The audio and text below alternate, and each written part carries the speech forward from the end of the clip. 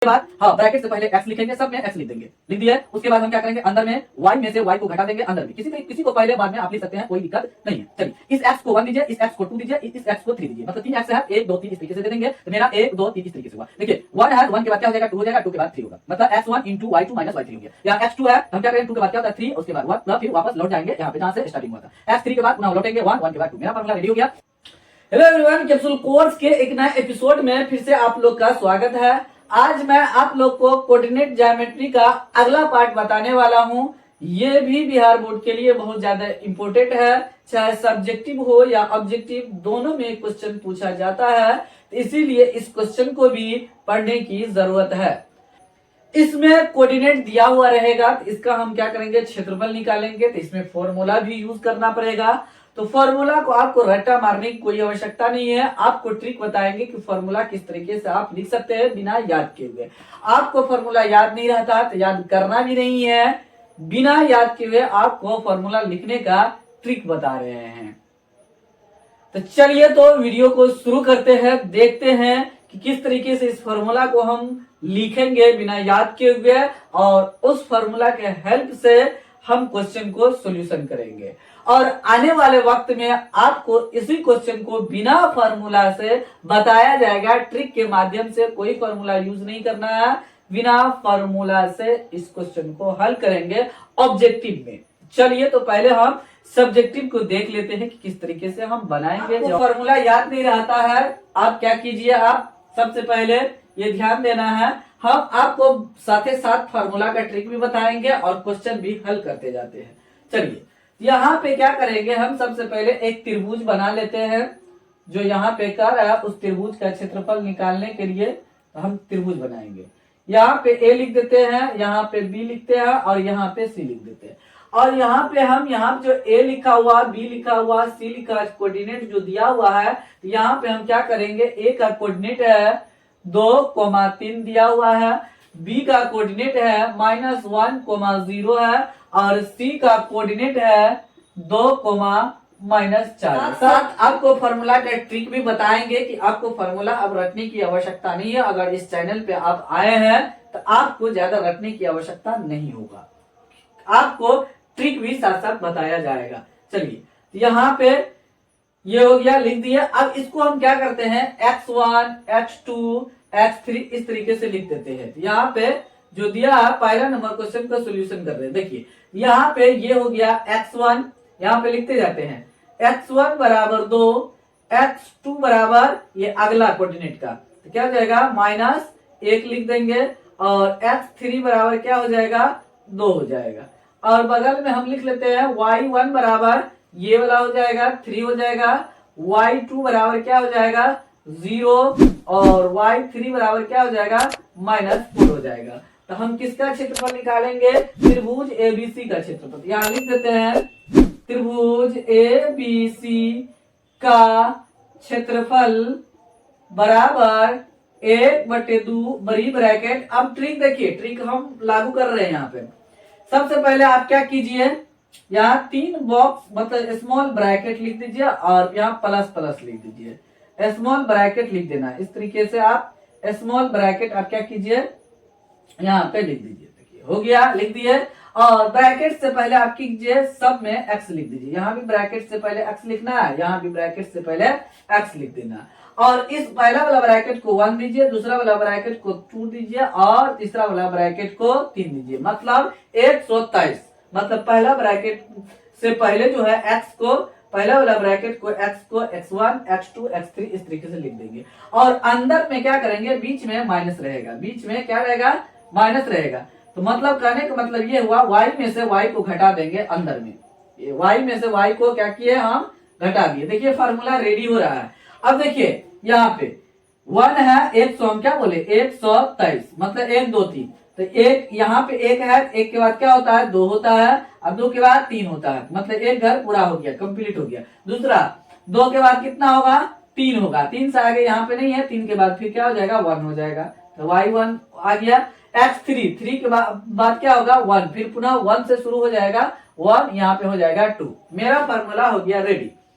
अब उसके बाद ये हो गया, यहाँ पे ध्यान देना, फार्मूला जो मेरा बना 1/2 x1 into y2 minus y3 plus x2 into y3 minus y1 और plus x3 into y1 minus y2। ये मेरा फॉर्मूला बनके रेडी हो गया।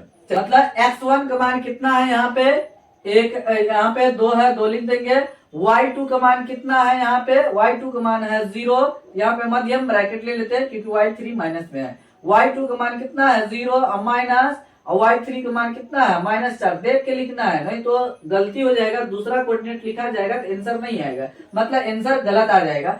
x2 का मान कितना है -1 है। उसके बाद y3 का मान कितना है -4 माइनस y1 का मान कितना है 3 है, प्लस x3 का मान यहाँ पे कितना है 2 है, देख करके लिखना है। y1 का मान कितना है, यहाँ देखिए y1 का मान कितना है 3 माइनस y2 का मान कितना हो गया 0 हो गया। इस तरीके से हम लिख देंगे। हो गया 1/2 इंटू, उसके बाद क्या करेंगे 2, क्या हो जाएगा माइनस माइनस प्लस हो गया, 0 खत्म हो जाएगा, मतलब 0 में 4 जोड़ेंगे तो 4 आ जाएगा। और देखिए प्लस माइनस माइनस हो गया, यहाँ पे ये जो माइनस है इसके साथ क्या हो जाएगा गुना हो जाएगा। तो अब उसके बाद -1 हो गया, -4 और -3 कितना हो गया -7 हो गया। गुना में है या +2 लिखे, उसके बाद 3 में से 0 घट जाएगा तो 3 हो जाएगा। इस तरीके से हम लिख दिए। उसके बाद हम मल्टीप्लीकेशन कर देंगे अंदर में, यहाँ पे 4 में 2 से गुना करेंगे 8 हो जाएगा, माइनस माइनस कितना हो गया प्लस, -1 को 7 से गुना, -7 से गुना किए तो प्लस कितना हो जाएगा 7 हो जाएगा, और यहाँ पे प्लस लिखेंगे 3 दूनी 6 हो गया।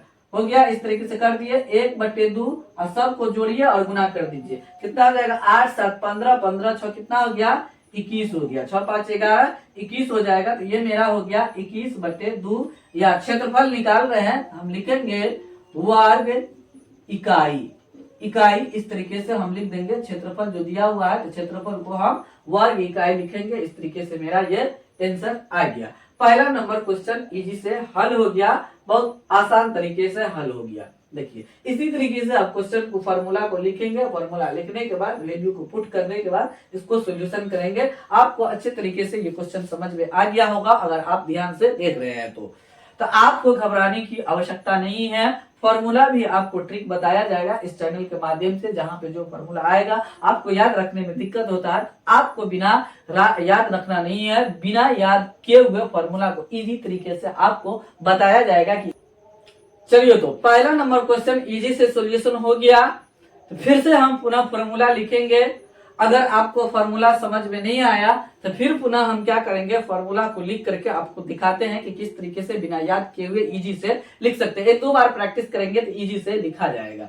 चलिए यहाँ पे ट्रायंगल बनाई हुआ है, तो दूसरा नंबर क्वेश्चन को जो हम सॉल्यूशन करेंगे तो यहाँ पे हम क्या करेंगे, उसका कोऑर्डिनेट यहाँ पे लिख देते हैं। यहाँ पे क्या लिखा है -5 लिखा है और 1 लिखा है, यहाँ पे 3 लिखा है बी में, और -5 लिखा है, सी में लिखा है 5,2 लिखा हुआ। इस तरीके से कोऑर्डिनेट लिखा गया। तो x1 x2 हम लिख देते हैं। x1 बराबर क्या हो जाएगा -5 हो जाएगा, देख के लिखना है, और x2 बराबर क्या हो जाएगा, यहाँ पे 3 हो जाएगा, और x3 बराबर क्या होगा 5 हो जाएगा। उसके बाद y1 बराबर हमको लिखना है, ये y1 हो जाएगा 1, और y2 हो जाएगा, तो y2 यहाँ पे है -5 हो गया, और y3 हो जाएगा 2 हो जाएगा। तो हम लिखेंगे त्रिभुज ABC का क्षेत्रफल लिखेंगे, क्षेत्रफल। तो हम फिर से आप पुनः फॉर्मूला लिख करके आपको दिखाते हैं। तो हम क्या करेंगे, बड़ी ब्रैकेट ले लेंगे, और उसके बाद क्या बोले थे 3 छोटा छोटा स्मॉल ब्रैकेट लेना है। 3 छोटा छोटा स्मॉल ब्रैकेट ले लेंगे। इस तरीके से हम ले लिए। उसके बाद हाँ ब्रैकेट से पहले x लिखेंगे, सब में x लिख देंगे, लिख दिए। उसके बाद हम क्या करेंगे, अंदर में y में से y को घटा देंगे अंदर में। किसी को पहले बाद में आप लिख सकते हैं, कोई दिक्कत नहीं है। चलिए इस x को 1 दीजिए, इस x को 2 दीजिए, इस x को 3 दीजिए, मतलब 3 x है, 1 2 3 इस तरीके से दे देंगे। तो मेरा 1 2 3 इस तरीके से हुआ। देखिए 1 है तो 1 के बाद क्या हो जाएगा 2 हो जाएगा, 2 के बाद 3 होगा, मतलब x1 into y2 minus y3 हो गया। या x2 है तो हम क्या करेंगे, 2 के बाद क्या होता है 3, उसके बाद 1, फिर वापस लौट जाएंगे यहाँ पे जहां से स्टार्टिंग हुआ था। x3 के बाद पुनः लौटेंगे 1 के बाद 2। मेरा फॉर्मूला रेडी हो गया। अब यहाँ पे क्या करेंगे, वैल्यू को पुट करेंगे। x1 का मान कितना है -5 है, इंटू y2 का मान कितना है, यहाँ पे -5 है, माइनस और y3 का मान कितना है 2 है, इस तरीके से लिख देंगे। और x2 का मान कितना है, यहाँ पे 3 लिखा हुआ है, y3 का मान कितना है 2 है, 2 लिख दिए, और माइनस y1 का मान कितना है 1 है, तो 1 लिख दिए, और प्लस x3 का मान कितना है 5 है, 5 है। y1 में से किसको घटाना है y2 को, तो हम क्या करेंगे यहाँ पे मध्यम कोष्ठ हम ले लेंगे। यहाँ पे देखिए y1 है, तो y1 का मान कितना है 1 है, और माइनस y2 का मान कितना है -5 है। इस तरीके से हम क्या करेंगे लिखेंगे। अब उसके बाद फिर सिंप्लीफिकेशन कीजिए, इसको क्या हो जाएगा -5, इसके बाद क्या हो जाएगा -5, इस दोनों को जोड़ना है, चिन्ह माइनस में रखना है, तो -5 -2 कितना हो जाएगा -7 हो जाएगा, प्लस 3 हो गया, 2 में से 1 घट जाएगा तो कितना हो जाएगा 1 हो जाएगा, प्लस 5 लिखे। उसके बाद लिखेंगे, देखिए ये माइनस क्या हो जाएगा प्लस, यह हो जाएगा प्लस 1 जोड़ 5 कितना हो जाएगा 6 हो जाएगा, लिख दिया। उसके बाद हम क्या करेंगे 1/2 -5 को -7 से गुना करेंगे कितना हो जाएगा प्लस 35 हो जाएगा, तो 35 लिख देंगे, और जोड़ 3 में 1 से गुना करेंगे 3 हो जाएगा, और प्लस 6 में 5 से गुना करेंगे कितना हो जाएगा 30 हो जाएगा। तो क्या इस तरीके से लिख दिए। उसके बाद 1/2 इंटू सबको जोड़िए कितना हो जाएगा 30 30 60 हो जाएगा, और 5 3 8 68 हो जाएगा। तो क्या अब जोड़ के देख सकते हैं 30 30 60 हो गया, 5 3 8 68 हो गया। इसको काटिए 2 इकाई 2 कितना हो जाएगा 2 तिया 6 2 चौक 8 34 हो गया। तो 34 वर्ग इकाई हम लिख देंगे, इकाई हमेशा वर्ग इकाई लिखना है क्योंकि क्षेत्रफल निकाल रहे हैं, तो हम वर्ग इकाई लिखेंगे।